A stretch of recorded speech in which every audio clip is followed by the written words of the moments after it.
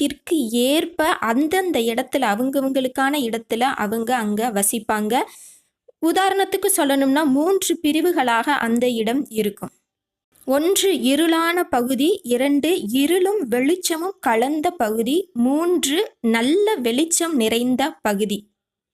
பாவம் அதிகம் செஞ்சவங்க இருள் நிறைந்த பகுதியிலையும், பாவமும் புண்ணியமும் சேர்ந்து செஞ்சவங்க இருளும் வெளிச்சமும் கலந்த பகுதியிலையும், புண்ணியம் மட்டுமே செஞ்சவங்க நல்ல வெளிச்சம் இருக்கும் பகுதியிலையும் இருப்பாங்க. அவங்கவுங்களுடைய காலகட்டம் அவங்களுக்குன்னு இருக்கிற அந்த பாவ புண்ணியங்கள் கழிந்து அவங்களுடைய காலகட்டங்கள் முடிந்ததற்கு பிறகு அவங்க இந்த பூமியில் மறுபிறவி எடுப்பாங்க.